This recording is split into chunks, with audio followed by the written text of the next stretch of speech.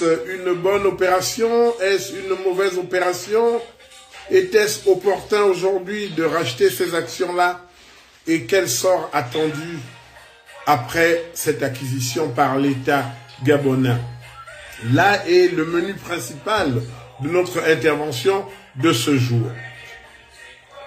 Je suis Philippe Nzedi Eyege, économiste financier cyberactif, pour celles et ceux qui ne me connaissent pas, fondateur du groupe Facebook Sans haine, ni rancune, ni insulte, juste Gabon d'abord, soutien déclaré et affiché du Comité pour la transition et la restauration des institutions au Gabon, le CTRI, gage de la libération de notre pays.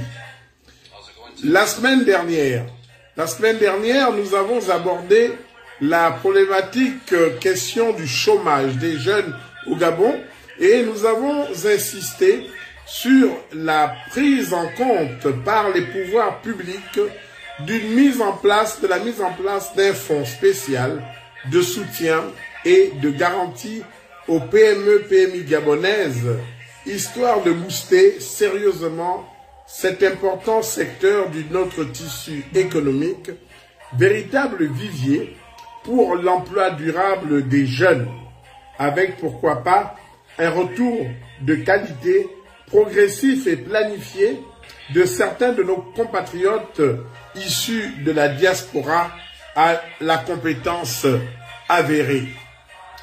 Nous avons posé le problème et c'est au gouvernement, au CTRI, de réfléchir quant à cette mise en place de ce fonds de soutien.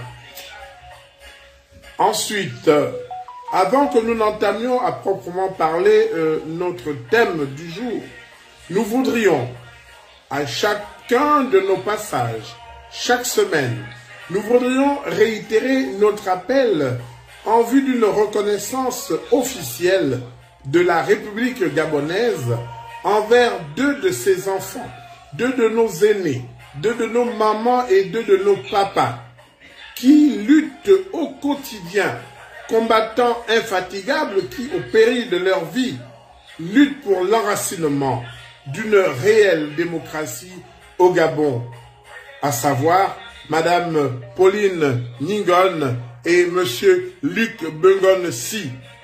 La nation gabonaise le leur doit. Et chaque semaine, tant que ce ne sera pas fait, nous nous permettrons, en introduction, de rappeler cette attente légitime. Donc, nous allons également parler des actifs, de la vente de ces actifs d'Assala, en partant sur une hypothèse de départ. L'hypothèse, c'est que cette vente, pour nous, à Sans haine ni rancune, c'est une vente qui ira à son terme. Parce que vous savez que dans ce genre d'opération, tant que l'acheteur, l'État gabonais préempteur, nous allons y arriver, ne s'est pas acquitté du montant total exigé, les actions, la compagnie ne lui revient pas de fait. Donc nous partons du principe dans notre discussion de ce soir que l'État gabonais, nous partons du principe que l'État a acquis Assala Gabon. Alors, partant de cet acquis, Assala Énergie Gabon est un acteur impliqué dans le pétrole, le gaz, l'eau, l'électricité, le nucléaire, l'énergie, l'environnement et le recyclage industriel. Le rachat, on en parle depuis quelque temps, mais sans aller dans le fond du sujet, est-ce une bonne chose, est-ce une mauvaise chose que de racheter ces actifs? Dans l'affirmative, que feront ou que devront faire le CTRI, le gouvernement de transition, pour échapper, je dis bien échapper, au travers qui, dans le passé et jusqu'à présent, ont opéré certaines transactions du type d'Assala. Souvenons-nous d'Air Gabon, souvenons-nous de la SNBG, morte par nos propres turpitudes. Gabon Télécom, joyaux industriels tombés aujourd'hui dans l'escarcelle du Maroc. Et présentement, Dame SEG plongée dans un coma profond du fait très souvent de nos hauts cadres qui brillent plus par cupidité et par égoïsme. Nous en avons eu encore un exemple dimanche dernier dans l'émission où il était question de l'eau et du courant au Gabon. Nous reviendrons sur cette intervention, sur cette émission en fin de partie. Mais des hauts cadres également qui brillent surtout par une absence d'esprit démocratique, d'esprit patriotique, car ayant toujours bénéficié des largesses du régime déchu et qui au final ont tué ou tuent ceux qui s'apparentent à la poule aux œufs d'or. Serait-ce le cas réservé à Assala Gabon une fois rentré dans l'escarcelle de l'État? Est-ce le cas aujourd'hui de Dame SEG?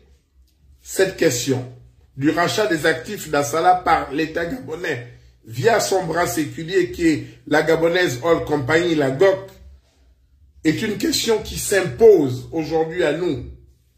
Parce que les Assala, nous en connaissons. Les Assala, nous en avons connus. Gabon Télécom, la SEEG aujourd'hui. Nous y arriverons. Donc, c'est un sujet qui nous concerne. Bonne, mauvaise opération que le rachat d'Assala? Point d'interrogation. Qu'est-ce qui est Assala? On en parle, mais personne ne nous dit quel est l'acteur économique que représente Assala Gabon. Nous devons d'abord savoir que Assala Gabon est une filiale du groupe Assala Énergie qui emploie 470 Gabonais aujourd'hui. Assala a une première mission qui consiste en la redynamisation et au prolongement du cycle de vie des puits pétrolifères, donc des ressources naturelles, qui lui sont confiées afin d'accroître leur production avec l'intégrité des actifs et un investissement stratégique. Assala Gabon Énergie est engagé dans l'avenir du secteur énergétique en matière d'environnement social et gouvernemental, ESG, et suivant les objectifs de développement durable des Nations Unies et les accords de Paris en matière d'émissions de gaz à effet de serre, Assala Gabon accompagne l'État gabonais dans un ambitieux programme social et environnemental. Bienvenue à David Zeng. Natacha est là, merci. Donc, Assala Gabon est un producteur pétrolier. Assala Gabon appartient au groupe Carlyle, un groupe américain fondé en 1987. Le groupe Carlyle est spécialisé dans la gestion d'actifs, spécialiste dans le capital investissement. Il faut le comprendre. C'est Carlyle Group qui est le propriétaire ou qui était le propriétaire d'Assala Énergie Gabon. Carlyle Group fait partie de ce qu'on appelle communément dans le jargon financier, c'est un fonds vautour. C'est un fonds d'investissement. Qu'est-ce qu'un fonds vautour? Qu'est-ce qu'un fonds d'investissement? Ce sont des gens qui ont une certaine surface financière et qui se spécialisent dans le rachat de la dette d'entreprise en difficulté ou qui viennent souscrire aux augmentations de capital pour prendre le contrôle d'une société, profitant des prix des actions très bas des titres de ces sociétés au moment où elles sont en difficulté.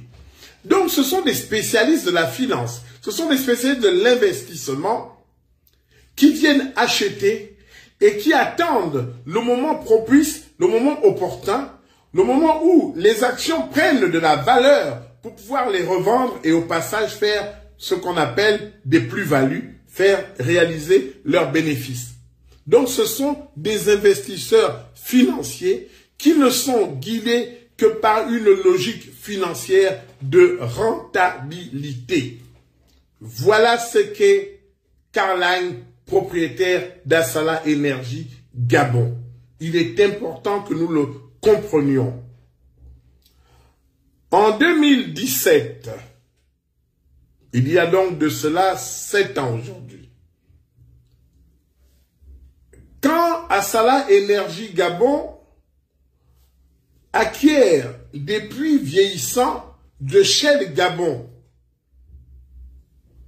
la CIEP, la Caroline International Energy Partner, branche énergétique non américaine du groupe Caroline, va donc investir 628 millions de dollars, soit l'équivalent à peu près de 345 milliards de francs CFA, pour acquérir en 2017 Assala Énergie Gabon. Donc, Caroline Group met sur la table 345 milliards de francs CFA pour devenir propriétaire des puits vieillissants de Shell Gabon. À partir de cette acquisition, Assala Gabon voit sa production augmenter de 30% et elle atteint 45 000 BPJ, ce qu'on dit les barils production jour, sur un total de 200 000 barils de production jour au Gabon. Assala Gabon réalise 45 000, soit un quart de la production pétrolière gabonaise. En plus, Assala Gabon va avoir une activité d'exploration qui vont faire que ces tailles de réserves en pétrole et de gaz vont augmenter, pour ne pas dire vont exploser, de plus de 160%. Assala Gabon devient un opérateur, au départ petit, mais devient un opérateur important du pétrole au Gabon. Donc, le groupe Caroline réalise en fait le jackpot. Assala Gabon, pour ceux et celles qui ne le savent pas, opère au Gabon dans 7 permis pétroliers. Rabikunga 2, Toucan 2, Bende, Mbassou, Koukadamier, Gamba. Ils ont 7 permis de production pétrolière.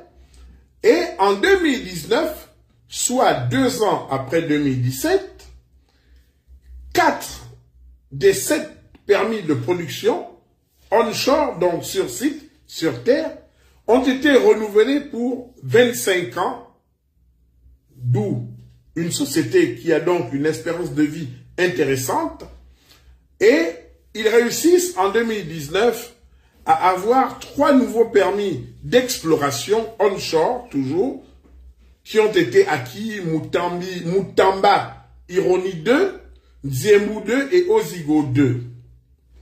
En fait, on le dit, nous le disons, pour démontrer qu'avec ces nouveaux permis, tant d'exploration onshore que d'exploitation sur 25 ans, il y a pour Assala Gabon une ouverture en termes de perspectives de développement et d'accroissement financier. Donc, c'est une société qui, ayant des perspectives, qui ayant un potentiel, et acteur important du pétrole au Gabon, représente quelque chose d'intéressant. Et en plus, que va faire Assala Gabon, aussi bien au niveau de sa production que de l'exploration?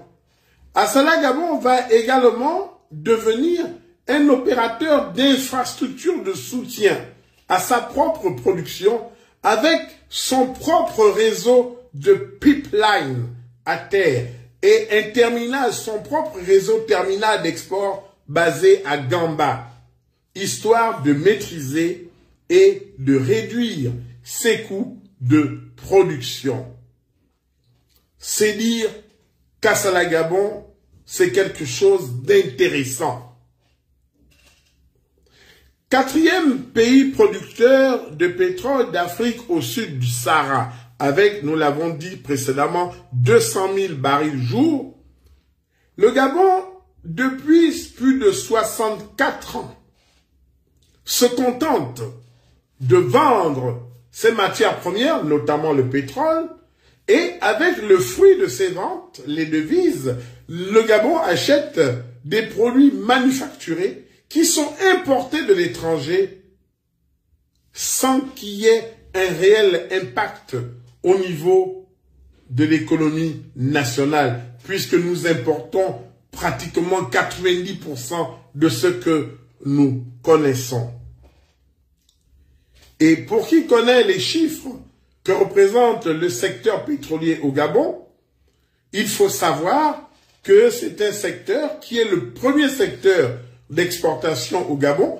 85% des exportations réalisées au Gabon proviennent du secteur pétrole. C'est un secteur qui est le premier secteur en termes de sources de devises pour le Gabon, avec 51% du produit intérieur brut. Et bon an, mal an, le secteur pétrolier représente près de 65% de nos recettes budgétaires.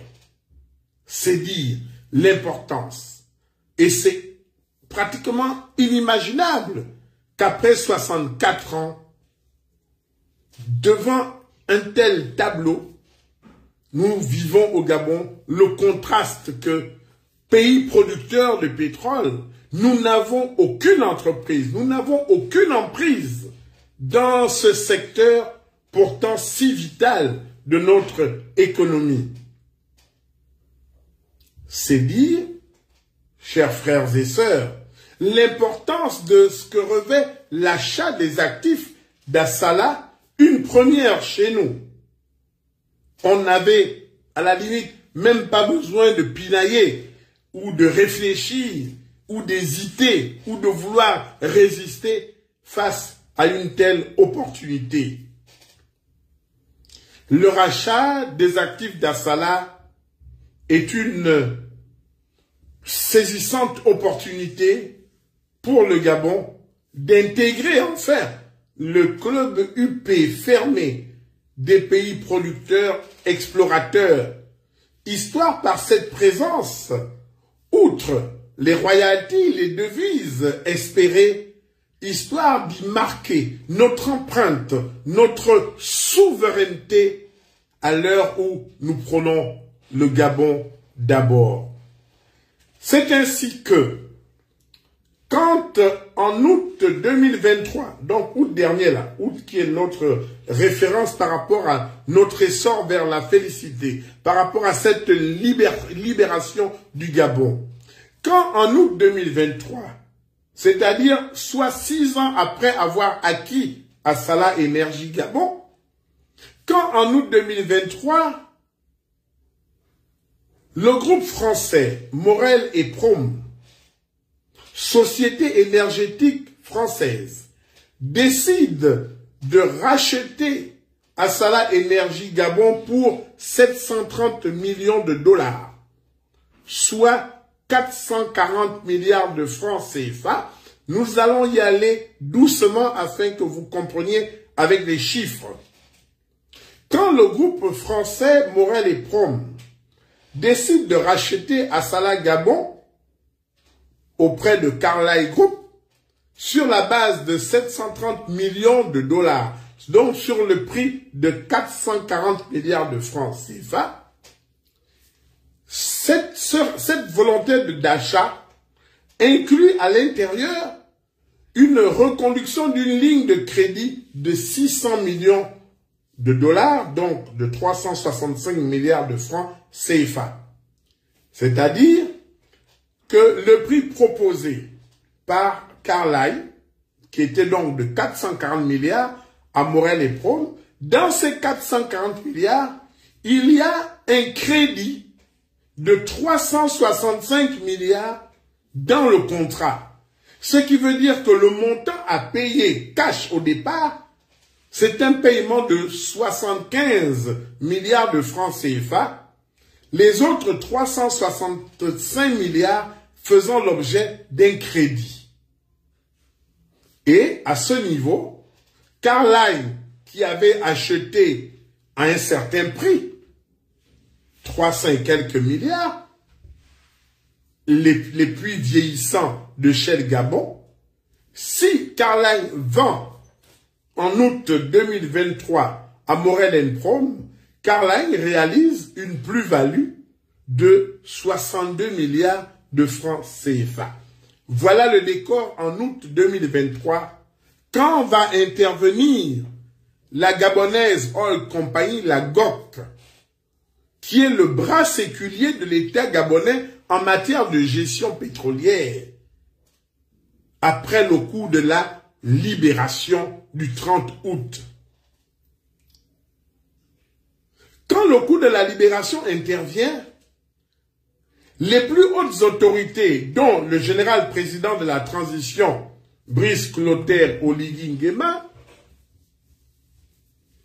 ils vont instruire l'ANGOC d'intervenir sur cette opération d'achat de Morel & Prom. Suite aux très hautes instructions du général président, l'ANGOC, la Gabonaise Oil Company, décide donc d'user du droit de préemption de l'État gabonais sur la vente des actifs d'Assala Gabon, propriété du groupe Carlyle, fonds Vautour. Aussitôt informé de l'intention de l'État gabonais via l'ANGOC d'acquérir ces actions de Assala, mais que pensez-vous? Quelle va être la réaction de Carlyle Group, qui est un fonds Vautour? Et Carlyle Vautour va quasiment décider de doubler son prix de vente, qui va passer des 730 millions de dollars qu'elle avait proposé à Morel & Prom. Carlyle va dire, moi désormais, je vends mes actions à Assala à 1,3 milliard de dollars, soit à 790 milliards de francs CFA. Donc, ce n'est plus 440 milliards que j'attends. J'attends maintenant 790 milliards. Ce n'est plus 65 milliards de plus-value que j'attends. J'attends maintenant 350 milliards de plus-value. Elle a multiplié, le groupe Carlyle va multiplier sa plus-value pratiquement de 60 milliards à 350 milliards. Je peux dire fois 6. 6 fois 6, 36, oui, pratiquement 6 fois. Voilà. Mais tout en maintenant la ligne de crédit de 600 millions qui avait été prévue, octroyée précédemment à Morel & Prom, cette ligne de crédit va être reconduite sur l'ANGOC, sur l'État gabonais. Donc, cet inversement de départ, non plus de 75 milliards, si cela avait été Morel & Prom, mais inversement de départ de 425 milliards qu'il faut débourser, que l'État gabonais, que l'ANGOC doit débourser pour pouvoir acquérir les actions Assala Énergie Gabon. Le reste, la différence des 365 restants étant inclus dans la ligne de crédit offerte à cet effet. C'est ça. À quelques nuances près, c'est ça la réalité du dossier et des chiffres à Salah. Alors, nous avons utilisé un terme. Nous avons utilisé le terme du droit de préemption. Qu'est-ce à dire? Qu'est-ce qu'est le droit de préemption? On va faire simple. Selon Wikipédia, le droit de préemption, c'est un droit légal ou contractuel qui permet à son titulaire d'acquérir en priorité, c'est cette notion de priorité, d'acquérir en priorité une chose ou un bien lorsque le propriétaire légal manifeste la volonté de le vendre. Donc, le propriétaire est tenu de proposer la vente en priorité au détenteur du droit de préemption, pour le cas qui nous concerne, au détenteur du droit de préemption, pour le cas qui nous concerne, c'est l'État gabonais qui est le détenteur de ce droit de préemption. Pourquoi? L'État gabonais, via l'ANGOC, a-t-il accepté d'acheter à Salah Énergie Gabon à ce prix-là, avec un tel écart? Objectivement, de ce que nous savons aujourd'hui des autorités de Libreville, elles ne communiquent pas sur cette question, mais elles se contentent, ou alors elles se limitent à se réjouir du retour pour le Gabon à la souveraineté pétrolière. Aucune communication quant au montant exact déboursé suite au rachat d'Assala Énergie Gabon, encore moins sur les causes ayant amené à un quasi-doublement du montant de la cession initialement conclue avec la française Morel & Prom. Cependant, le deal de départ entre Carlyle Group et Morel & Prom ne concernait en fait que 75% des actifs d'Assala Énergie Gabon et non la totalité, les 100%. Alors, suite à des explications données par le PDG, par l'administrateur directeur général de la Gabonaise Oil Company, Monsieur Marcelin Simba Gabi, il ressort qu'en fait l'État gabonais, détenteur au départ de 25% d'Assala Énergie Gabon, a au final racheté l'ensemble de la holding Assala Énergie Gabon avec toutes les entités y comprises, que ce soit à l'intérieur du Gabon ou à l'extérieur du Gabon. Donc, Assala Trading pour le commerce, Assala Upstream, Assala Energy UK. Alors, fort de cette information de l'administrateur directeur général du groupe Langoc, nous pouvons déduire, nous pouvons supputer sur la justification du montant très onéreux du rachat des actifs d'Assala, parce que ce n'était plus 75%, c'était 100%, c'est toute la holding qui a été rachetée. Nous précisons également que pour que l'option d'achat soit complètement levée entre Langoc et Carlyle Group, le montant contractuel de la transaction, qui était de 1,3 milliard de francs, de dollars, soit passé à 790 milliards de francs CFA, ce montant doit être totalement libéré dans les délais convenus, au risque d'être majoré par des astreintes et autres intérêts de retard, des mesures onéreuses classiques dans ce type de contrat. Et n'oublions pas que Carl Line Group, par essence, est un fonds vautour guidé par le gain et le gain. À sans haine, ni rancune, ni insulte, juste Gabon d'abord. Nous voulons premièrement renouveler notre soutien au CTRI, engageant que cette opération de rachat d'actifs d'Assala aille à son terme et se confirme à terme rentable pour nos finances publiques. Voilà pour cette première partie. Maintenant, là où le nœud cornélien se pose, une fois acquise, quel sort pour la nouvelle Assala Énergie Gabon?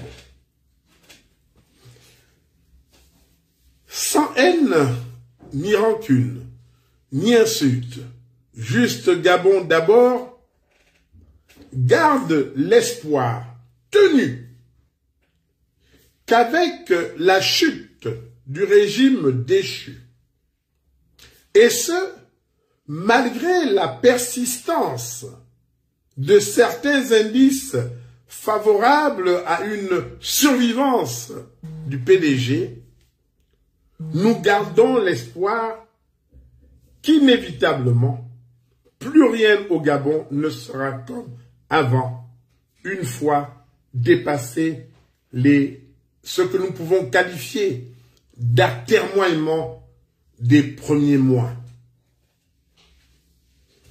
Aussi, la question de la bonne gouvernance s'impose à nous tous avec acuité, que ce soit au CTRI ou que ce soit pour l'ensemble des Gabonais.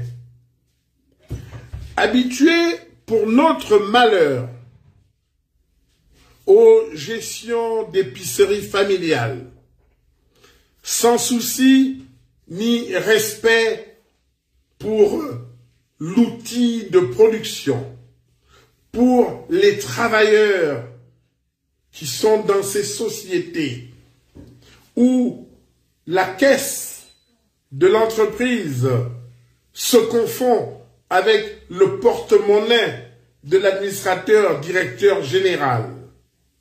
Habitués pour notre malheur à ce que ce soit toujours les employés et très souvent le petit personnel qui souffre d'un dégraissement partisan des effectifs du personnel, où les meilleurs ingénieurs, techniciens sont débauchés au mépris du bon sens, au mépris du souci de la recherche de l'efficacité. Le tout allié à un environnement socio-économique pollué par ce qu'on peut qualifier d'une mafia locale. Comment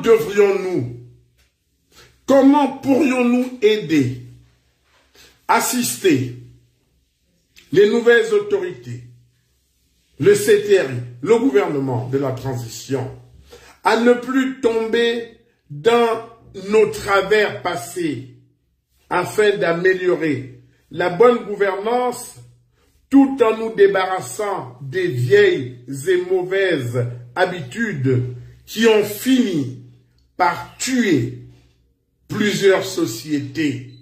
Les exemples sont foisons, de Petro-Gabon à Air Gabon, à Gabon Télécom, la CNI, etc., etc., etc. Pour une société comme Assala Gabon, l'exemple aujourd'hui, l'exemple vivant qu'est la Société des eaux et de l'énergie du Gabon, la SEEG, C'est un exemple qui doit nous interpeller parce que ce sont des exemples qui touchent des secteurs d'activité pointus, des secteurs d'activité où la compétence doit être avérée. Comment dans de tels secteurs d'activité, comment concilier puissance publique et efficacité en sortant de nos sentiers battus, en sortant du mépris de l'efficacité où le copinage, la concussion se sont installés en règne. Comment sortir de ces sentiers battus pour demeurer compétitif dans un secteur d'activité hautement concurrentiel?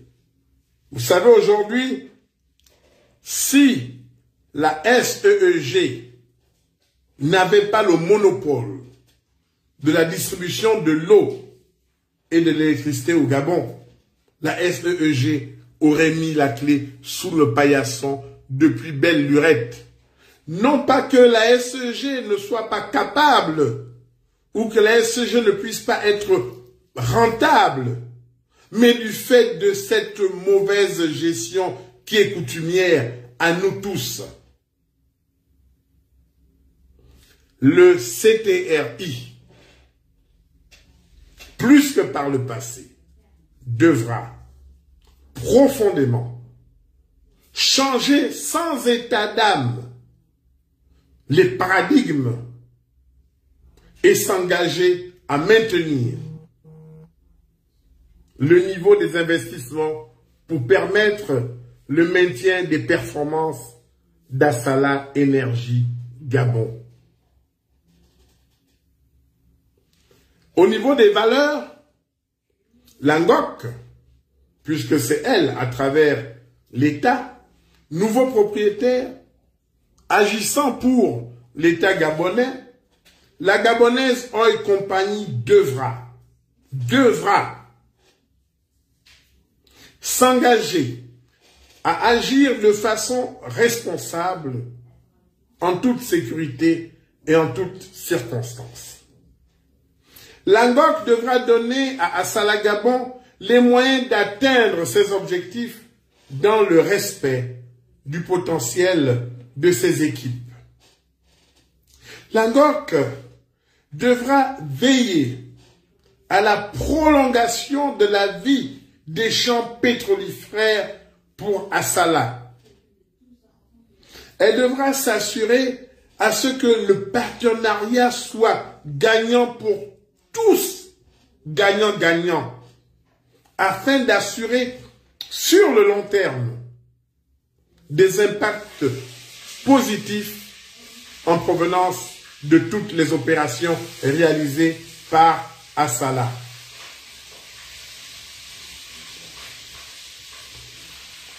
Elle devra, l'ANGOC, veiller au maintien, sinon mettre en place une gestion financière rigoureuse, conformément aux normes et aux standards internationaux. Elle devra s'engager à appliquer et à respecter les normes et des bonnes pratiques internationales en matière de gestion d'environnement. Bienvenue à Christina Soumou, bienvenue à Mama Cécile Hachet, bienvenue à mon frère Essentia Jude Bertrand Mokamumba. L'ANGOC devra, dans cette action pour le compte de l'État gabonais, devra agir avec intégrité en respectant le code de bonne conduite et les règlements de conformités internationaux. L'ANGOC devra veiller à un juste et équitable accès aux opportunités d'emploi sans discrimination de sexe, d'âge, de race, sans discrimination, embauchés suivant des critères de compétence.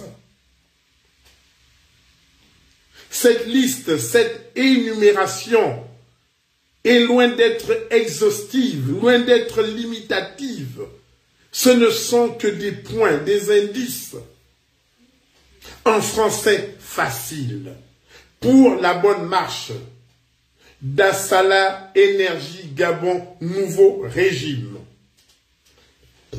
que la Gabonaise Oil Company, tout en préservant son droit de contrôle, son droit de regard, que la Gabonaise Oil Company laisse ou donne carte blanche à Assala Énergie Gabon dans la gestion quotidienne de la vie de cette entité économique pour laquelle l'État gabonais va débourser près de 800 milliards de francs CFA. C'est là, chers compatriotes, c'est là peut-être que réside une des clés de la réussite attendue par tous d'Assala Énergie Gabon. Voilà notre contribution par rapport à ce foisonnement, cette discussion autour du rachat d'actifs d'Assala Énergie Gabon. Souhaitons que, comme pour le groupe Carlyle, souhaitons que le rachat d'actifs d'Assala soit pour nous, soit pour le Gabon, au-delà du CTRI. Souhaitons le meilleur et wait and see. Attendons et voyons, espérons. En seconde et dernière partie, nous allons essayer de survoler un ensemble d'éléments qui ont touché les Gabonais et les Gabonaises au cours de cette semaine qui s'achève. Ces sujets sont l'œuvre de notre choix. Ça ne veut pas dire que lorsque vous n'entendrez pas aborder d'autres sujets qui vous semblent importants, ça ne voudrait pas dire que ces sujets-là ne sont pas importants. Mais il y a tellement à dire, il y a tellement à faire que nous avons choisi ces quelques sujets, 4 sujets principalement, afin que nous essayions de rester dans le cadre de l'heure que nous nous sommes impartis. Vous savez, la semaine dernière, nous avons fait pratiquement 1h40, tellement le sujet de l'emploi était important aux yeux de tous. Mais il faudrait que nous revenions à des thématiques qui durent 1h, 1h15, au trop 1h30, parce qu'après, le cerveau se fatigue et votre attention aussi baisse. Alors, nous avons sélectionné 4, à savoir, nous allons commencer par l'affaire du bébé né à Tchibanga dans la Nyanga et qui porte le nom du président de la République, Brice Clotaire Oligui Nguema, dont nous allons parler de cet homonyme. Non pas que le geste ne soit pas louable, non, loin s'en faut en lui-même. C'est un geste qui est appréciable. Mais c'est l'exploitation, c'est la répercussion psychologique qui en est fait, qui fait que nous nous interrogions aujourd'hui. Vous savez, gérer les hommes au niveau de la République, c'est gérer le subconscient collectif. Dans quel but rendre public le soutien à cette famille.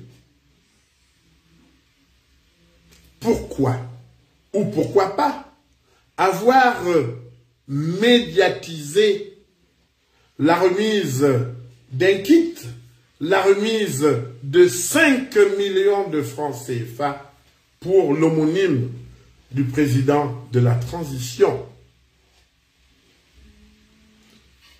Assisterait-on à un retour à peine déguisé du culte de la personnalité?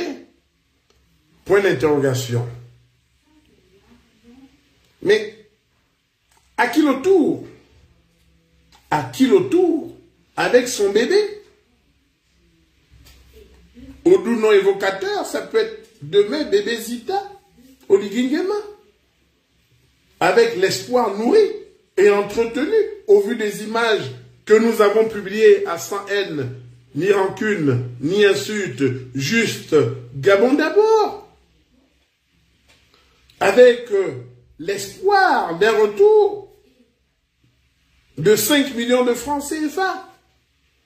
Et nous nous demandons également, mais à quoi correspondent ces 5 millions de francs? Un mois? Un trimestre?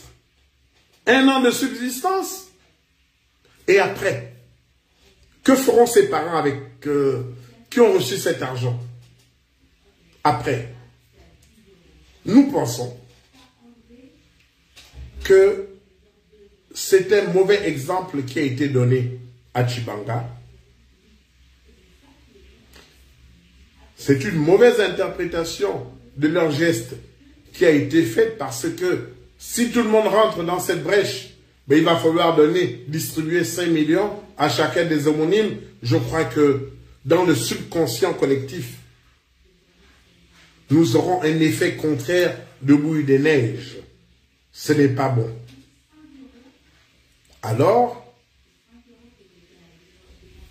pourquoi ne pas avoir fait appel au service du ministère des Affaires sociales? Premier point d'interrogation. Là, nous pensons que nous sommes en train, nous-mêmes, nous sommes à la base de créer une injustice. Parce que nous allons donner à Pierre, et quand Paul se présentera, nous dirons à Paulette, puisque nous avons donné à Pierrette, que non, il n'y a rien, il n'y a pas d'argent, le président, les homonymes, non, il n'y a plus rien. Donc, la réaction qui a été celle du ministre qui s'est rendu à Tchibanga, c'est une réaction qui crée une injustice.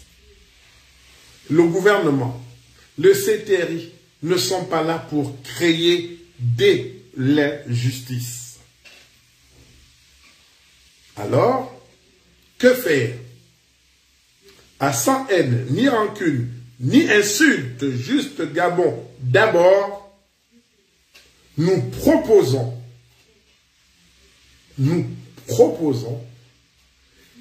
qu'à l'initiative du CTRI, nous proposons la rédaction d'un projet de loi. Nous proposons la rédaction d'un projet de loi fixant l'aide financière spécifique pour mamans démunies en République gabonaise. À travers cette loi, expression de la volonté générale, c'est l'ensemble des mamans, l'ensemble des mamans démunies qui sera touché, qui sera impacté sur l'ensemble du territoire national de manière juste et équitable, sans aucune récrimination. C'est la proposition que nous faisons par rapport à l'incident du bébé Brice Clotaire Oligingema né à Tchibanga. Qu'à l'initiative du CTRI, un projet de loi, la rédaction d'un projet de loi fixant l'aide financière spécifique aux mamans démunies soit pris en faveur de toutes les mamans sur l'ensemble du territoire national. Voici notre proposition. Bien. Passons au deuxième point. Nous avons été choqués. Nous avons été choqués dimanche dernier sur les antennes de Télé Gabon. Nous avons été choqués de ce que nous avons vu des responsables, des hauts responsables de la société en charge de la production, l'exploitation de l'eau et du courant au Gabon. C'est une honte. C'est inadmissible ce que nous avons vu sur le plateau de Télé Gabon. Je crois que beaucoup de compatriotes l'ont vu. Et je crois. Oui, Natacha, l'allocation chômage, nous en parlerons pour la jeunesse lorsque nous ferons un live d'ici quelques temps sur la problématique du chômage avec des pistes de solutions. Nous avons proposé la première fois le fonds d'allocation, un fonds spécial de soutien pour les PME. Et dans quelques semaines, nous reviendrons sur l'allocation de chômage pour la jeunesse. Nous sommes en train d'y réfléchir parce qu'il faut voir les contours de cette affaire-là. Oui, apôtre Cédric Moussavou, vous avez un numéro qui s'affiche, un numéro WhatsApp. Vous pouvez à tout moment appeler, décliner votre identité et nous vous céderons la parole pour écouter ce que vous avez à dire par rapport au sujet du jour. Le numéro, il est 241 66 53 39 99. L'allocation du chômage, nous en parlerons, ça fera l'objet d'une émission à part. Tout ce qui touche au chômage, à l'emploi, demande du temps et ne peuvent pas être mélangés à autre sujet. À chaque chose, à chaque jour, suffit sa peine. Le thème d'aujourd'hui était consacré et est consacré sur le rachat d'actifs d'Assala Gabon. Bien, nous sommes dans nos divers et nous marquons notre désapprobation que lorsque un directeur général d'une société de la trempe de la SEEG se trouve incapable de répondre aux questions et qu'il refile la patate chaude à son ministre de tutelle, ça ne se fait pas. Et c'est au ministre de tutelle de tirer les conclusions qui s'imposent. Pourquoi, s'agissant de la SEG, pourquoi, après avoir racheté les actifs du groupe Veolia en milliards de francs CFA, pourquoi l'État gabonais, devenu propriétaire de la SEG, comme elle le sera demain pour Assala Énergie Gabon, pourquoi l'État gabonais n'a-t-il pas mis en place un business plan pluriannuel, histoire de programmer sur le court, le moyen et le long terme l'échelonnement du lourd investissement nécessaire au remplacement de l'outil de production industrielle qu'est la SEEG. Devrait-on attendre de vivre ce que nous vivons au Gabon aujourd'hui? Un pays à la pluviométrie dense, un pays potentiellement riche, Mais comment peut-on avoir des PME, des PMI si nous sommes incapables d'avoir l'eau courante, si nous sommes incapables de présenter d'une source d'énergie fiable, d'avoir de l'électricité fiable tous les jours, 24 sur 24. C'est au gouvernement de prévoir. Gouverner, c'est prévoir. Prévoir, c'est anticiper. C'est bien beau d'avoir fait partir Veolia. Pourquoi ne pas avoir échelonné un investissement? C'est quand même aberrant. C'est quand même aberrant. Qu'aujourd'hui, on doit attendre 2 heures du matin pour avoir de l'eau au robinet. Avec des factures monstres. Et les dirigeants, les SG des Gabonais, sont incapables et de s'excuser, et de s'excuser, et de trouver des réponses. Mais c'est pas possible. Donc, ils auront beau se mordre de doigts, ils auront beau porter des beaux costumes. Mais aujourd'hui, le problème de la SG, la solution de la SG, passe par l'acquisition de nouveaux équipements. On va rafistoler une fois un moteur est mort, il est mort. On va l'entretenir, lui réparer, changer. Mais c'est mort, c'est mort.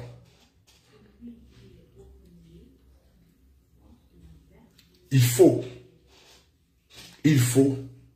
que l'État gabonais réfléchisse sérieusement. Parce que on peut se demander, voilà qu'on met tant de milliards de francs CFA, pratiquement 1000 milliards, pour aller acquérir Assala. Mais entre acquérir Assala et équiper la SEG, où était la priorité, où était l'opportunité? Question au CTRI. Question au gouvernement.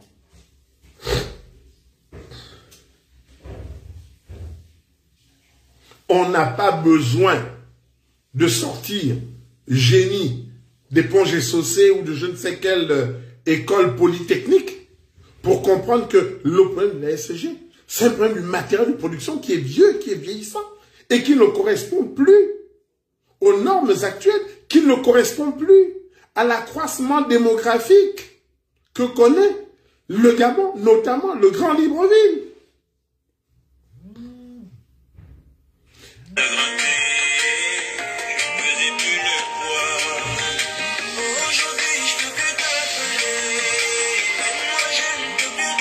Excusez, oui? Vous êtes sur scène, ni rancune, ni insulte. C'est de la part de qui? Et sur Facebook, je me permets de vous appeler parce que j'ai quelques questions à vous poser. J'aurais voulu comprendre un certain nombre de choses que vous expliquez. Oui. Vous aurez le temps à m'accorder. Oui, allez-y, mais vous êtes en direct. Hein? Allez-y. Très bien, il n'y a pas de souci. Alors, je veux savoir... S'il vous plaît, est-ce que vous pouvez vous présenter? Au moment où vous êtes présenté, nous n'avons pas bien saisi votre nom. Ah, ma page c'est Franck La Vérité, je suis de la société gabonaise. Ah, Franck La Vérité. Ok, Franck, vas-y. Oui, c'est moi. Donc voilà, je me posais la question de savoir quel est le bilan aujourd'hui de la GOC des 3 dernières années. On va dire 2020, 2021, 2022, 2023. C'est quoi les bilans de la GOC en termes de recettes? C'est ma première question. La deuxième question est pourquoi on donne des permis de plus de 25 ans à des entreprises étrangères dans la mesure où notre code pétrolier n'est pas amélioré, on va dire tous les 5 ans ou tous les ans, sachant qu'on parle de mondialisation. Il y a tellement de choses à faire dans notre pays qu'on a l'impression que on fait des choses et puis on laisse ça là. On laisse ça pourrir d'elle-même. Quand une nouvelle équipe arrive, c'est là le temps. Elle revoit les choses. On a revu le code pétrolier en 2019. Oui. Sauf erreur de ma part, je crois que c'est en 2019. Depuis, on va dire 5 ans se sont écoulés. Ceux qui ont des contrats de 25 ans, si on doit revoir le code pétrolier en 2025, est-ce que c'est rétroactif? Pour l'instant, je m'arrête là. D'accord. Bon, vous avez posé, Franck, tu as posé une question, je crois qu'il y a plusieurs volets. Nous allons essayer d'y répondre en fonction et en mesure de nos moyens intellectuels, bien entendu. D'abord, tu poses la question du bilan de la Gabonaise Oil Company. Tout à fait. Sur les 3 derniers exercices. Oui. Nous pouvons espérer que si un responsable, je ne sais pas, habilité ou pas, de l'ANGOC est avec nous, s'il peut nous apporter cette précision, parce que même en ayant une boule de cristal, les chiffres de l'ANGOC relèvent du secret d'État au Gabon, malheureusement. Et oui, il faut se le dire, ça relève du secret d'État. Vous pouvez aller sur Google, taper sur les moteurs de recherche, on vous parlera de tout, mais vous n'aurez aucun chiffre. Donc, nous sommes à sans haine, ni rancune, ni insulte, juste Gabon d'abord. Je ne peux pas me permettre d'annoncer des chiffres que je n'ai pas. Je ne les ai pas, je ne les maîtrise pas. Si c'est la première réponse en toute objectivité que je peux donner à l'ensemble de ceux et celles qui nous écoutent. Bien. Maintenant, par rapport au code de... Oui. Monsieur, excusez-moi. Oui. Excusez-moi, vraiment, excusez-moi. Alors, on n'a pas les chiffres des 3 dernières années. C'est secret d'État. On n'a aucun chiffre. On n'a aucun chiffre. On n'a aucun chiffre. Oui. On n'a aucun chiffre. Est-ce qu'on aura des chiffres aujourd'hui, dans un an, dans 2 ans, du rachat de Assala Energy, au final? Si vous m'avez suivi, ce que j'espère, si vous m'avez suivi, j'ai dit ceci. Nous n'avons pas eu les chiffres et le gouvernement de transition n'a pas communiqué sur les chiffres. Alors, nous avons espoir que comme c'est une affaire qui se réalise au niveau international, si nous n'avons pas les chiffres venant des autorités du Gabon, forcément, parce que pour l'instant, vous savez que l'opération n'est pas bouclée, tant qu'ils n'ont pas été payés entièrement, lorsque l'opération sera bouclée, je suis sûr que par rapport à l'autorité, à la Federal Bank américaine, je suis sûr que les patrons de Carlyle Group sont tenus de communiquer à la Federal Reserve Bank aux États-Unis les chiffres de transactions qu'ils auront réalisés sur Assala Gabon. Si nous n'avons pas ces chiffres-là venant des autorités gabonaises, forcément, à contrario, nous pourrons obtenir ces chiffres-là venant, en allant fouiller, en allant lire les résultats de Carlyle Group. Donc, tôt ou tard, la vérité, comme j'aime à le répéter, la vérité n'a pas de tombe, nous saurons ces chiffres-là. Et par rapport toujours à ta question sur les résultats financiers de l'ANGOC, vous savez, nous étions au départ sans haine ni rancune. Nous avons combattu, il faut le rappeler, nous avions combattu le gouvernement et le régime déchu. Parce que, dès le départ, du simple fait de la nationalité douteuse de Bongo Ondimba Ali, nous avons dit, c'est un sujet d'origine nigérienne, il ne mérite pas d'être à la tête du Gabon. Et à partir de là, tout s'est enclenché. Donc, le 30 août dernier, quel que soit ce que l'on a pu dire et ce que l'on peut dire aujourd'hui, nous, à sans haine ni rancune, nous avons assumé notre soutien et nous l'avons affiché envers le comité de transition pour la restitution des institutions. Et nous restons vigilants, c'est-à-dire tout simplement que, avec tout ce qui se passe aujourd'hui, nous disons les choses, nous avons eu 56 ans de malgouvernance, 56 ans pour donner tous les adjectifs que nous voulons. Nous disons ceci, ce n'est pas en 6 mois, ce n'est pas en 1 an. Il faut y aller de manière progressive. Nous avons aujourd'hui le CTRI.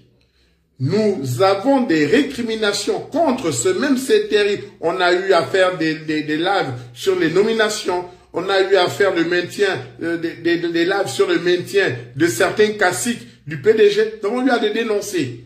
Mais nous nous sommes dit, nous sommes face à une quadrature du cercle. Que fait-on? On laisse le général Oligui et ses copains d'armes seuls, ou on les soutient en attirant leur attention. Nous avons pris sur nous l'option libre de les soutenir, mais en les disant, en leur informant que notre soutien, ce n'est pas un chèque en blanc. Lorsque nous constatons que c'est pas bon, nous viendrons vous dire que c'est pas bon. Et lorsque nous constaterons que c'est bon, nous dirons que c'est bon. Exemple, la vente des actifs, le rachat des actifs d'Assala.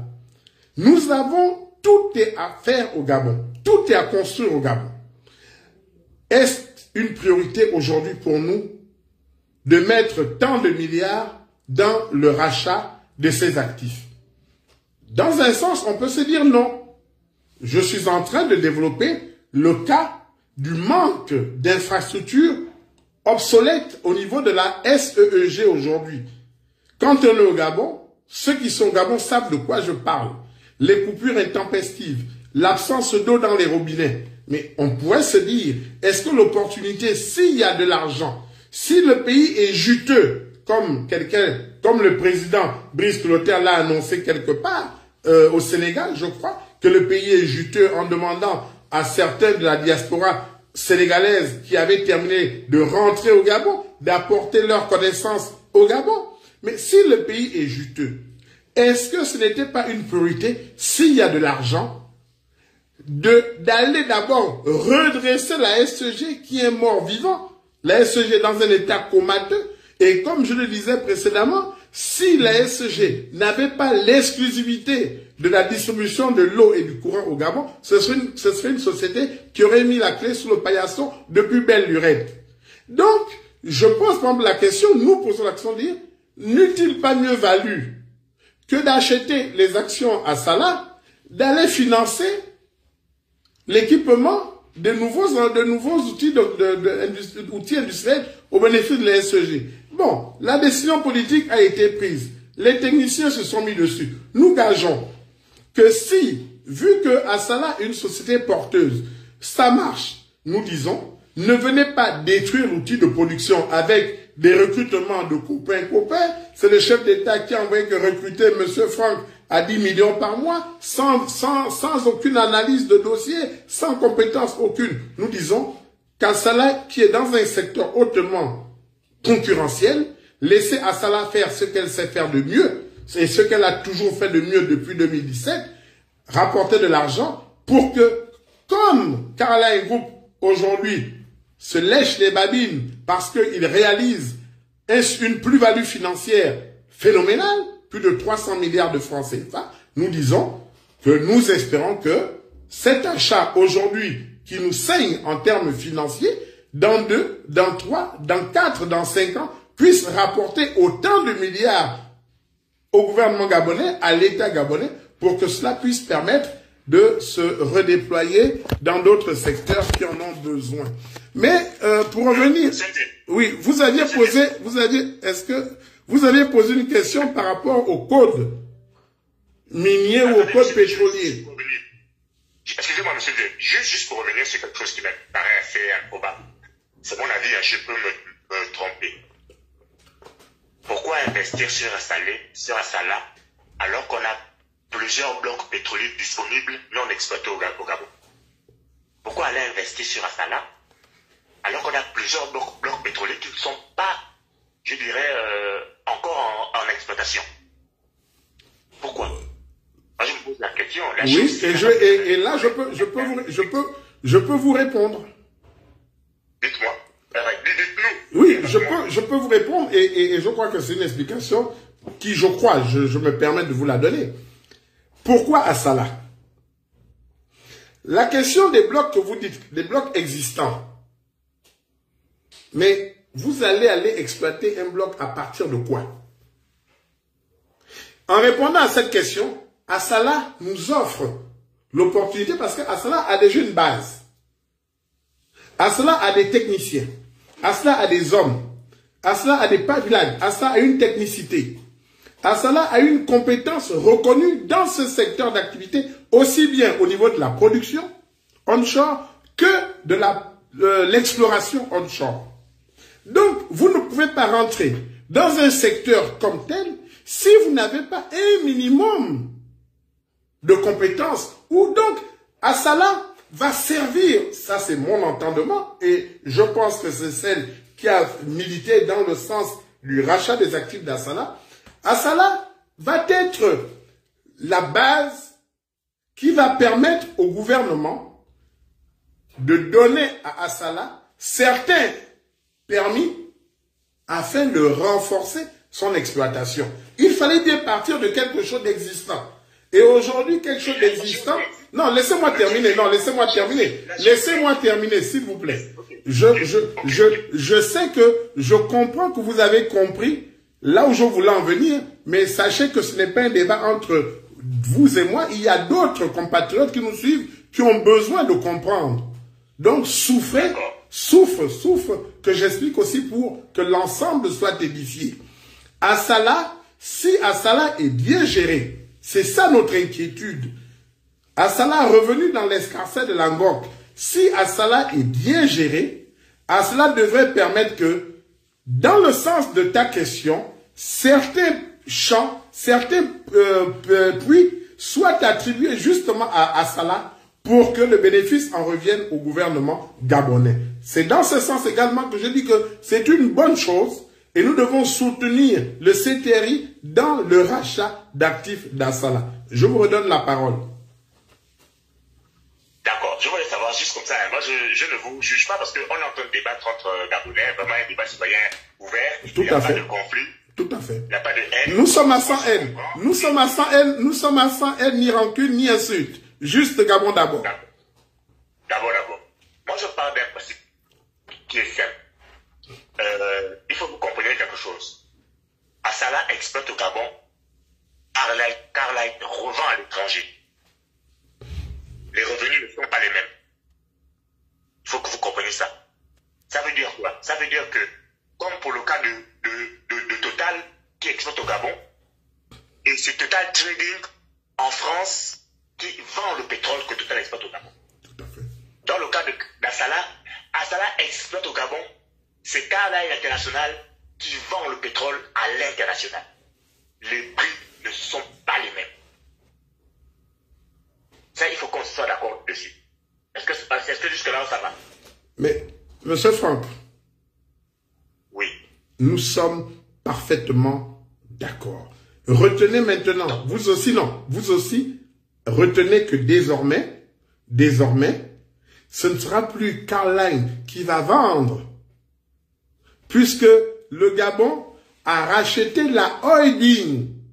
Le Gabon n'a pas racheté que 75%. Le Gabon a racheté tout Assala, y compris la holding, Assala Trading. Donc la holding qui est chargée de commercialiser. Donc maintenant, le Gabon, pour une première, et il faut vraiment le signaler, merci de votre intervention, pour une première, le Gabon ne va plus être en attente des devises, des royalties, parce que d'autres ont vendu pour le compte du Gabon. Le Gabon va pouvoir être vendeur, donc le Gabon va pouvoir impacter sur ce marché de vente de produits pétroliers. C'est une bonne chose.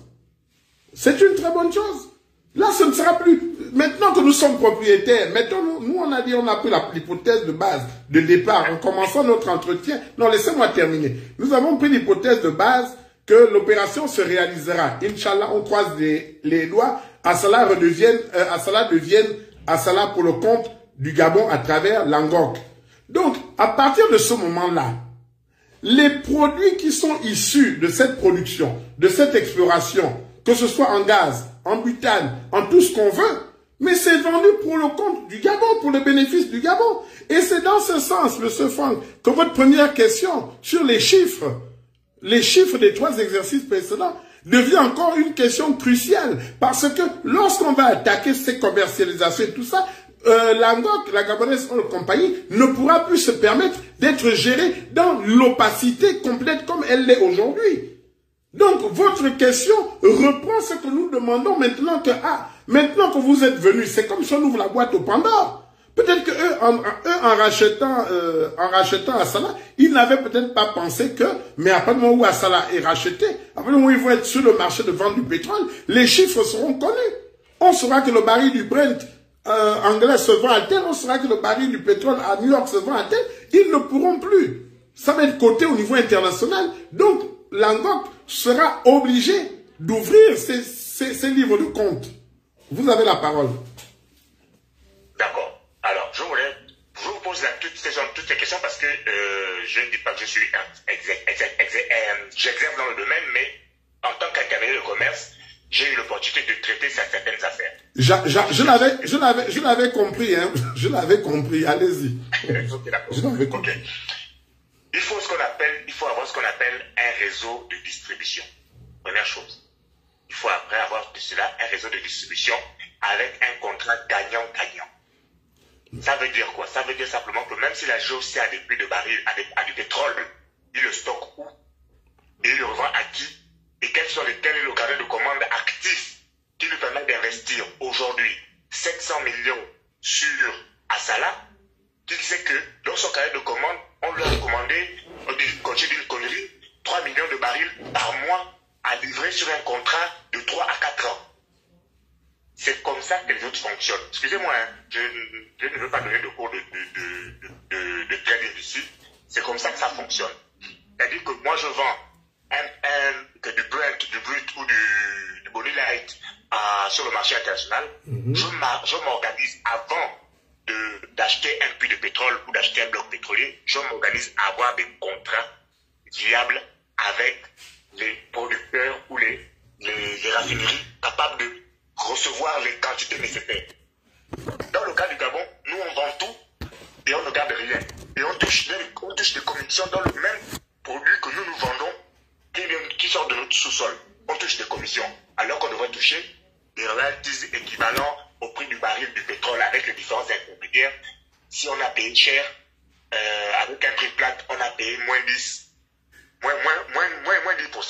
Dans les moins 10%, parce qu'on passe toujours de 80 $ le baril, mais 80 $ le baril, il faut compter moins 10% prix plate pour permettre aux vendeurs et intermédiaires de toucher leur commission derrière. Ça, c'est un réseau qui se met en place. Est-ce que le Gabon possède déjà ce réseau? Je ne pense pas. Honnêtement, je ne pense pas. Mais, Monsieur Franck. Non, appelle-moi Franck, tu peux m'appeler Franck simplement. D'accord. Bon, Franck. Oui. Je crois que nous allons passer on va continuer notre émission, mais juste pour ta gouverne, hein. Juste pour ta gouverne. Moi, je suis confiant parce que le réseau, il est fait d'hommes. Le réseau, il est fait d'hommes. Et c'est pas ce qui manque. Ce qui nous a choqués par le passé, il faut qu'on se le dise. Oui, nous avons aujourd'hui au Gabon, par le passé, je ne sais pas si vous êtes de cette génération, si vous avez connu M. Samuel Dossou.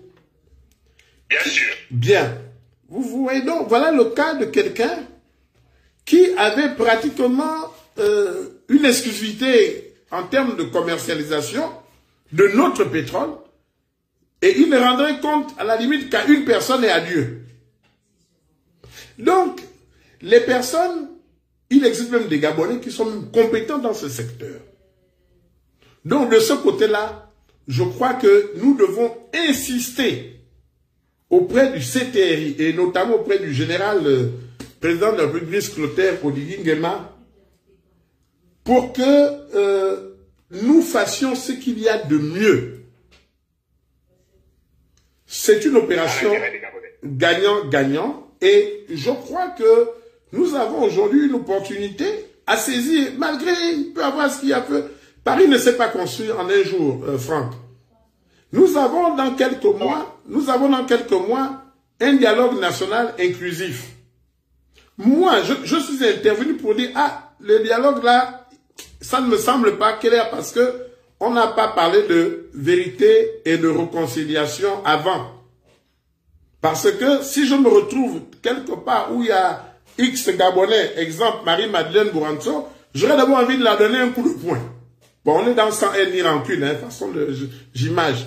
Non, j'ai besoin de parler. Bon, mais est-ce qu'il faut partir ou est-ce qu'il ne faut pas partir au dialogue? Je dis il faut partir au dialogue. On est entre Gabonais, on va s'asseoir. Si on n'est pas d'accord avec ce qui est programmé ou prévu, on dit on n'est pas d'accord. Si on peut inverser l'ordre du jour, on inverse l'ordre du jour. Aujourd'hui, j'entends des gens dire Oligui et ces gens ont déjà fait la mouture de la Constitution. Moi, ça ne me dérange pas. Parce qu'il faut bien qu'on discute sur une base de quelque chose. Ils vont faire leur mouture. Nous, on amène notre mouture, et puis on commence article 1er, on est d'accord, on n'est pas d'accord, on n'est pas d'accord. Mais la politique de la chaise vide, c'est là, c'est ce que je voulais en arriver en conclusion. Franck, si tu le permets, puisqu'on doit terminer l'émission, la politique de la chaise vide n'a jamais rapporté quelque chose. Il faut être présent. C'est avec les vivants qu'on discute et c'est avec les vivants qu'on trouve des solutions. Nous devons apprendre à discuter pour le Gabon. Parce que c'est notre Gabon à tous. C'est notre Gabon d'abord. Nous avons souffert que ce soit des Akombesi, des Dossou, des étrangers qui viennent décider à notre place alors que nous-mêmes nous avons des compétences avérées dans différents secteurs d'activité et nous-mêmes nous avons le sens patriotique que même si toi tu voles Franck, tu ne peux pas voler comme quelqu'un qui vient d'ailleurs. Parce que tu auras le souci que ce sont mes frères gabonais. Je fais comment? C'est ça qu'on appelle le Gabon d'abord. Donc, il nous faut assister au dialogue national inclusif. Il nous faut garder nos idées et il faut que nous nous battions pour que les revenus issus du sol et du sous-sol gabonais, les revenus issus du travail des Gabonais puissent en priorité et d'abord profiter aux Gabonais. C'est ça le Gabon d'abord. On ne peut pas avoir des gens, des Gabonais qui ont des milliards dans leur maison alors que les Gabonais, d'autres Gabonais souffrent. On vous fait payer des factures à l'hôpital, on vous fait ceci. La vie est difficile. Il n'y a pas d'eau, il n'y a pas de courant. Comment on peut avoir un problème d'eau au Gabon pour qui connaît le taux de pluviométrie au Gabon? Voilà nos vrais sujets, voilà nos vrais problèmes. On va vendre notre pétrole. On a racheté Assala et on doit faire en sorte que ceux qui sortent d'Assala soient profitables. Lui-même il a dit, Oligui c'est pas moi, il a dit, le pays est juteux. On est combien? Réellement, on est combien? Vous pouvez qu'on ait 2 millions d'habitants. Quand les gens me posent la question, on doit créer... Non, laissez-moi terminer. Laisse-moi terminer, Franck. Laisse-moi terminer. Quand on parle de l'allocation chômage, mais vous voyez, c'est quand même, c'est des aberrations. On peut mettre beaucoup de choses en place au Gabon. Mais il faut que les Gabonais s'asseyent. On n'est pas obligé à chaque fois de faire du copier-coller. Hein? On prend la loi française et puis on copie. Ce qui est bon en France n'est pas forcément bon au Gabon. Il faut qu'on sorte de cet esclavagisme intellectuel. Et on ne peut sortir de ça que nous-mêmes en nous asseyant et en discutant, en disant, bon, on fait comment? Et on met les gens qu'il faut à la place qu'il faut. Depuis qu'on en parle, ça ne doit plus être des discours. Ça doit être de la réalité. On ne doit plus mettre les gens par rapport à, oh il est miellé, oh il est fan, oh il est pour nous, il est téké. Non. Le Gabon est un. Si on sait que celui-là est compétent, il peut faire le job. We doing the job. He doing the job. We give it the job. On donne le boulot. Parce que les résultats vont revenir à l'enrichissement national. C'est ce qu'on doit faire dans Gabon d'abord. Donc, ne t'inquiète pas pour l'Angok. Oh, on n'a pas ceci, on n'a pas les traders, on va trouver tout ça. Et eux-mêmes, on n'a même pas besoin de les chercher. Eux-mêmes, ils vont venir présenter leurs services et leurs pourcentages. Et nous, on voudra vendre notre pétrole et on va gagner de l'argent. We're the winner. Nous avons gagné avec le CTRI et on doit transformer cet essai en une victoire pour le Gabon d'abord. C'est ça notre objectif à tous. Hein, les gens sont en train de se battre pour des postes, des matchs. C'est des conneries des postes. Le poste permet à une seule personne de s'élever. Et après, or, nous, on travaille pour que ce soit toute la nation gabonaise qui s'élève. Voilà. Donc, voilà, Franck. Merci beaucoup. Non, de rien. C'est cet échange. Je voulais quand même rectifier deux choses. Hein, oui. Sur ce que vous avez dit tantôt. Oui, allez-y. 200 barils par jour déclarés. Je précise bien. Déclarés. Pour le compte d'Assala, c'est 200 barils par jour. D'accord. D'accord. Oui, je crois que j'ai parlé de 200 000. Non. 200 000. Non, c'est 200. Non, c'est 200. Tout à fait. 200, non? 200 barils par jour déclarés. C'est 200, exact. Déclaré, c'est pas déclaré. C'est qu'ils n'ont rien voulu déclarer. Donc, ils pompent 350, 400, on ne sait pas. Mais Franck, laisse seulement Assala. Je n'ai pas envie de citer les autres. Les autres qui déclarent, si on cite les autres qu'on ne veut pas citer là, les grands majors du Gabon. Mais qui contrôle la production qui sort? Personne ne contrôle. Bon, donc on se comprend, mon frère. On se comprend. Pourquoi on ne le contrôle pas? Hein? On ne le contrôle pas. Mais nous avons essayé. Je ne sais pas si vous êtes, je ne sais pas si tu es au courant. Non, si tu es au courant de la société Petro Gabon et de sa mort. si on peut investir 700 milliards ou 400 milliards sur le rachat d'Akala, on peut investir le même montant sur le contrôle des matières premières qui sortent sur notre territoire. Ça, c'est la question qui est claire. Bien sûr. Maintenant, je vais laisser ça comme ça, on va oublier ça là. Bien sûr. Le préalable pour participer au dialogue dit que, il faut, je dis bien dit que, je n'ai pas avéré, mais ça se chuchote qu'il faut appartenir à une association, être membre du bureau de l'association ou d'un parti politique et être membre du bureau exécutif du parti politique pour assister au dialogue inclusif. Donc, à quel moment on parle de dialogue inclusif si moi, le citoyen lambda, je n'y ai pas accès parce que je ne suis pas dans une association inscrite pour assister au débat? Monsieur Franck, Franck. Oui. Oui. Ouais, moi, je prends un exemple simple. Je ne suis affilié à aucun parti politique au Gabon. Je ne suis affilié à aucune association civile ou politique au Gabon. Mais je dis, je veux participer au dialogue. D'ici début mars, je vais me rendre au Gabon. J'irai voir les autorités en place du ministère des réformes des institutions pour dire que je suis Gabonais, je vais participer au dialogue. Et j'entendrai ce qu'on me dira et à partir de là, je me ferai mon idée et je pourrai, puisque je suis tous les jeudis, j'ai déjà fait un rendez-vous hebdomadaire avec vous tous les jeudis de 18h à 19h, je reviendrai vous dire, voici ce qu'on m'a dit. Mais je ne sais pas ce qu'on pourra m'argumenter pour dire que moi, Philippe Zélier, je ne peux pas passer au dialogue alors que j'ai des choses à dire, je suis Gabonais. Et en plus, tenons-nous bien, en plus, quelle fut l'une des premières décisions du CTRI quand ils ont pris le pouvoir au Gabon? Moi, j'étais au Gabon. J'étais candidat aux élections communales pour la commune d'Ovendo. J'avais ma liste indépendante. Mais sans haine ni rancune. Qu'est-ce qu'ils ont dit? Et ma liste indépendante, j'ai été interdit de concourir. Le lundi, on partait aux élections le samedi, donc 5 jours avant. Madame Boranso m'a appelé pour dire que je ne dois pas. Du moins, elle a fait appeler que je suis interdit de concourir. Et Dieu lui-même, il a fait ce qu'il a fait pour la suite. Donc, qu'est-ce qu'ils ont dit? L'une des premières décisions, si j'ai bien entendu, j'étais au Gabon. Il n'y a plus de parti politique. Il n'y a plus d'association. C'est pas ça. C'est pas une des premières décisions qu'ils ont prises. Non, mais comprenons-nous. Maintenant. Je peux vous envoyer. Attendez, mais. Non, mais. Je peux vous envoyer. Non, écoutez-moi, je peux vous envoyer les éléments de réponse. Je peux vous envoyer les éléments de réponse des associations qui naissent. Oui, je comprends, mais je vais un des points à la fin que dans mes divers, c'est sur ces associations. Mais je vous dis ceci.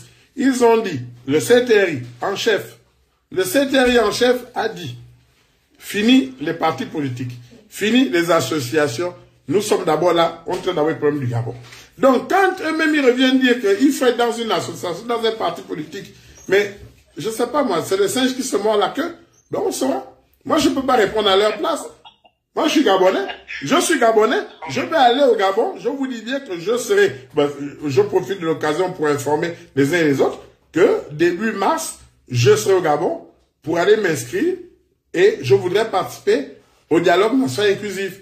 Et si on m'interdit, je viendrai vous dire comment on a interdit et puis je verrai quels moyens ou quelles mesures qui sont à ma possibilité de citoyen pour revendiquer mon droit légitime de vouloir participer au dialogue. Si vous êtes au Gabon, on se retouchera à ce moment-là. Nous aussi, on fera notre groupe pour dire les interdits du dialogue. Et s'il faut qu'on fasse un contre-dialogue, on fera notre contre-dialogue. Mais je ne vois pas pourquoi on va interdire aux gens qui veulent participer, d'y participer. Moi, je n'ai pas besoin d'être encarté dans un parti politique pour dire ce que j'ai à dire. Quand je fais ma politique, quand je fais ma campagne, je suis indépendant, je fais mes listes. Quand je dis que je fais mes lives pour venir parler à mes compatriotes, à mes frères et sœurs, pour discuter des choses qui me tiennent à cœur, je le fais en toute liberté, en toute démocratie, en échange. Donc je ne vois pas pourquoi aujourd'hui, il faut que j'aille m'inscrire au PDG ou je ne sais pas, à l'Union, bref, dans un parti politique pour pouvoir dire ce que j'ai à dire. Bon, ce que tu dis, je sais, j'ai appris, mais je vais aller au Gabon, sur place, sur le terrain. Je vais rencontrer, faire ma demande d'audience à Madame le ministre de la réforme des institutions gabonais. Si elle me reçoit, je dis Madame, je vais passer elle me dira voilà les conditions. Non, moi je suis un Gabonais, j'ai à dire, et puis voilà. Et je reviendrai faire un live peut-être spécial, pas peut-être. certainement que je vais refaire un live spécial pour, puisque j'ai déjà parlé du dialogue, mais je vais vraiment faire là sur les conditions étant à Libreville, parce que là on est à l'étranger, bon, on dit ce qu'on pense de l'étranger, mais j'irai sur place. Je ne suis pas interdit de séjour au Gabon, donc j'irai. Voilà. Et on en reparlera. D'accord, il n'y a pas de problème, Franck. Okay. Merci beaucoup. Merci. Allez, merci. Bonne fin de soirée chez toi. Bon. Merci à vous aussi. Ok. Alors, merci à notre frère, Franck, pour son intervention. Ça a été un peu long, mais c'est aussi ça le principe du direct, hein, d'être long. Bonsoir Nati, bonsoir Fred Diambou. Oh, bonsoir ma mère Colette Rebouka. Bonsoir à tous ceux que je ne peux pas citer parce que on est en train de vouloir terminer. Hein. Nous étions sur la SEG, je crois, où je disais qu'on n'a pas besoin, on n'a vraiment pas besoin de sortir de Ponge et Saucé, hein, pour pouvoir comprendre que la SEG, le problème est simple. La SEG a besoin de nouveaux équipements et il faut que l'État gabonais, propriétaire de la SEG, mette l'argent ou que l'argent qui sort de la SEG serve à rentrer dans un plan pour équiper, financer l'équipement de la SEG. Et s'ils n'ont pas des idées, je peux même dire au DG de la SEG que on a une banque qui est en surliquidité aujourd'hui au Gabon. C'est la BGFI. De mon grand frère Henri-Claude Oyima, qui est en même temps le patron des entreprises gabonaises. Ben, qui voit ses services techniques, qu'on lui dise quels sont les besoins en termes d'équipement et d'associer à la SEG un volet solaire, hein, on va perturber les anciennes centrales thermiques, hydrothermiques, d'associer également, d'ouvrir une direction pour les panneaux solaires et de dire, avec ce programme-là, de faire un business plan, ou un plan de business, un plan de financement de ces infrastructures. Il voit son ministre de tutelle, il concorde tout ça avec le cabinet, ils vont voir le président Oligui et ils vont avec l'accord du président, ils vont à la BGFI qui est en surliquidité pour dire, voilà, nous on a besoin d'un financement sur 5, 10, 15, 20 ans, mais voilà ce qu'on a besoin. Et ils font les appels d'offres à l'international pour avoir qui peut leur donner au mieux disant, au moins coûtant, les matériels dont ils ont besoin et avec ta technicité.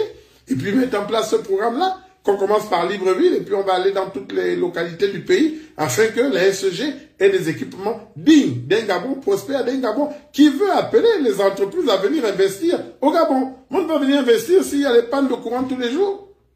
On ne parle même pas de la ménagère qui, les congélateurs sont en train de tous les jours on paye la popote, on fait au mois et puis ça se perd, la SEG ne rembourse jamais les gens. Bon, on avait parlé aussi la dernière fois des critères de nomination. Moi, je ne veux pas parler sur les nominations parce qu'on a l'impression que quand on veut être objectif, les gens pensent qu'on les en veut. Mais quand même, le DG de la SEG, il a été à Transpub. Ongori. Il a été à l'Agence nationale, je crois, des bourses du Gabon. Il a été à Wali Hotel. Mais il y a ces états de service. Il y a ces états de service. Mais est-ce que les états de service de ce monsieur militaire, à ce qu'on le mette à la tête d'une structure aussi forte, aussi puissante que la SEG? That is the question. Pourquoi de telles erreurs de casting? On a connu les erreurs de casting sous Bois. Bois est parti malade, tout ça, lui-même, erreur de casting. Ok. Mais on commence à peine 5-6 mois, on revient le même spectacle. Ça ne va pas. Conseil des ministres prochains, vous enlevez la personne, vous le mettez ailleurs où il doit être compétent. Je suis sûr que c'est un garçon brillant. Je suis sûr que c'est un garçon qui a fait des bonnes études. C'est un compatriote. Mais mettez-le là où, sincèrement, il peut être utile au pays. On dit que son adjoint, DGA, est mieux équipé ou mieux outillé pour prendre la direction de la SEG. Mais qu'on le lui donne sur 6 mois, sur 1 an, si les résultats sont probants, on renouvelle le contrat. Si c'est pas bon, bah il part. Hein? On ne peut pas faire des nominations, des gens sont nommés comme si c'est la société de leur père, ils viennent là pour 5 ans, 10 ans, 15 ans, ça devient des roitelets, et leur source de pouvoir, c'est de martyriser les employés. Il faut que ça change. Et c'est ce que nous qui soutenons le CTRI, nous voulons que le CTRI soit l'expression vivante de ces changements-là. Si la veste semble trop grande pour quelqu'un, mais c'est simple. Ne faites pas le mauvais cœur. N'allez pas en disant, oh, il est fan, oh, il est teke, non, il est ndoumou. Non. Si c'est le gars fan qui est compétent, voyez Gabon d'abord, mettez-le. Si c'est un mien qui est là, mettez-le. Qu'il forme d'autres compétents. Donc, nous avons fait le choix d'avoir préféré le rachat d'Assala, par exemple, en lieu et place de remplacer les équipements de la SCG. Ok, mais que ça soit un choix gagnant. C'est tout ce qu'on peut souhaiter pour le Gabon. Troisième, je crois, et avant-dernier point, c'est une honte et une indignation pour nous que sous la transition, on arrive encore à parler de couac, de scandale, avec des cas de doublons. On voit dans la liste des candidats des gens qui étaient échoués avant, et puis on revoit dans la liste finale les mêmes noms qui reviennent. Donc, c'est inadmissible ce qui se passe. Je m'adresse là à la police nationale, aux responsables des forces de police nationale. Tout ce qui s'est passé là, c'est une véritable mascarade. Bon, maintenant, on dit que il y a un troisième contingent de 1500, 1600 personnes qui vont être pris. D'accord, c'est bien. On peut remercier le président de la transition, président de la République, Brice Oligui Nguema, pour cette décision, essayer de rattraper le mal qui a été fait. Mais nous souhaitons, nous, sans haine ni rancune, juste Gabon d'abord, nous souhaitons que pour l'avenir, que la lumière soit faite sur ce qui s'est réellement passé dans le cas du recrutement à la police nationale. À quel niveau de responsabilité les gens se sont amusés. Et il faut qu'on apprenne à sanctionner. On doit sanctionner. C'est ce que nous espérons. C'est bien, on va reprendre, on va rajouter, ok, on corrige ce qui a été fait. Mais à quel niveau de responsabilité les forces de police nationale ont-elles chuté? Et c'est au CTRI de montrer l'exemple qu'on a chuté à ce niveau-là, on sanctionne à ce niveau-là, pour que ça serve, comme on parlait tout à l'heure avec l'affaire de Tchibanga. Le subconscient gabonais doit être édifié pour ne plus que nous refassions, que nous recommettions les mêmes erreurs de celles faites par le passé et que nous avions condamnées à longueur de journée. On a fait des marches au trottoir, on a condamné, on a crié, plus jamais ça au Gabon. Donc, les forces de police nationale, étant partie intégrante du CTRI, mais ne dit-on pas que le meilleur exemple vient du haut? Mais alors que les forces de police nationale nous édifient, que le CTRI nous édifie en nous donnant, en faisant la lumière, voilà, en faisant la lumière sur des agents qui ont été soupçonnés, on peut dire ça au début, soupçonnés de dérive, et que cette mascarade-là soit mise à nu.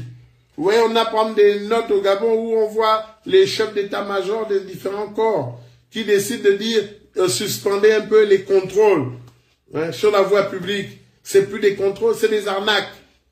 Mais malgré ces décisions signées du commandant en chef de la police, commandant en chef de la gendarmerie, on assiste encore, ils sont là, ils s'en foutent. Ils remettent même en cause l'autorité de leur propre chef.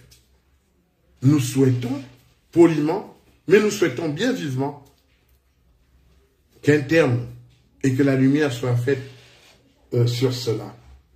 Alors, on va s'arrêter là parce que c'est les policiers, on va pas tous les temps. C'est parce que quand tu vas arriver au Gabon, vous savez qu'on met le cachet au passeport là. Donc, il risque de me dire la police derrière les frontières. C'est vous, hein, le cyberactiviste là. Philippe Zédié, viens d'abord ici à côté là-bas, mon frère. Toi, tu nous parles comme ça, c'est vrai que c'est nous la police. Donc, mes frères policiers, on est ensemble, les gars, il n'y a pas de souci. On joue dans la même catégorie et nous sommes tous pour le Gabon. Alors, le dernier point dans les divers, c'est un peu un sentiment personnel parce que nous devons profiter de cette tribune aussi pour marquer des fois nos exaspérations. C'est un sentiment d'être désagréablement surpris. Je le dis parce que l'attitude de 2 ex-pensionnaires de sans famille à Gros Bouquet, nous on appelle là-bas sans famille. L'attitude de 2 ex-pensionnaires de sans famille, dont un, je crois, doit être encore en liberté provisoire.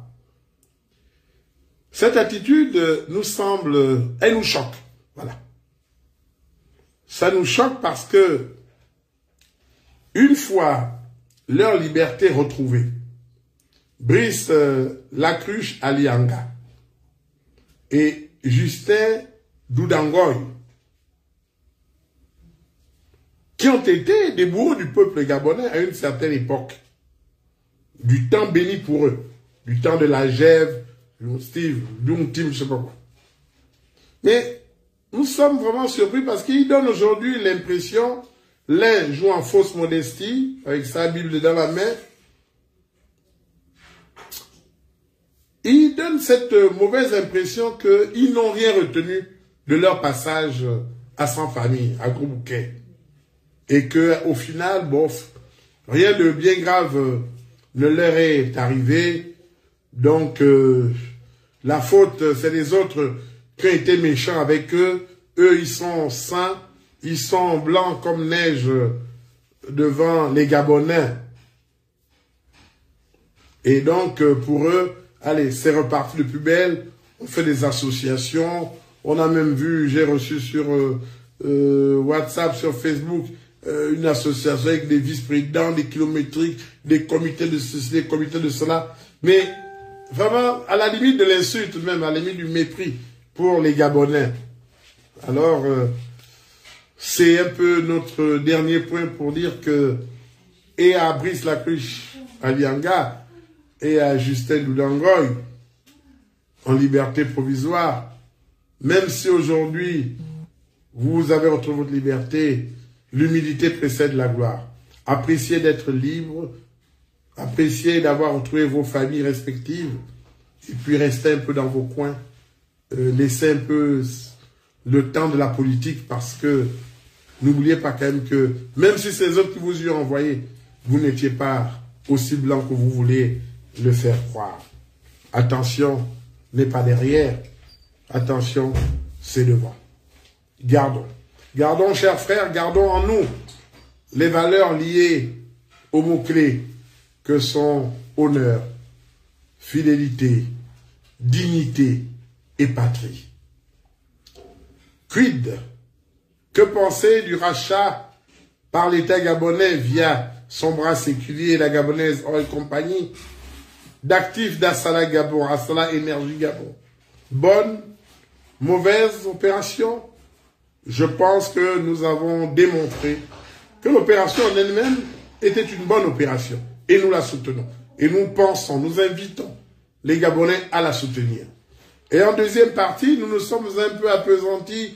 Quel sort attendre face à cette deuxième acquisition au vu de ce qui se passe pour la SEEG par exemple, ce qui s'est passé pour la SNBG dans le passé, pour Gabon Télécom? Voilà un beau fleuron où les Marocains aujourd'hui, ils sont dans un pays où coule le miel et le lait avec Gabon Télécom. Qu'en faire? Nous avons essayé de donner quelques pistes, quelques conseils, afin que les erreurs du passé ne se reproduisent pas. Tel fut notre thème de ce jour, 22 février 2024. Parler est une nécessité, écouter est un art. Merci de nous avoir accueillis chez vous. C'était Philippe Nzedi Eyege, votre humble et fidèle serviteur. À la semaine prochaine, s'il plaît à Dieu. Tic-tac, tic-tac. La bise de ma sœur Annie Léa Meye. Malé, Moka. À très bientôt. Merci.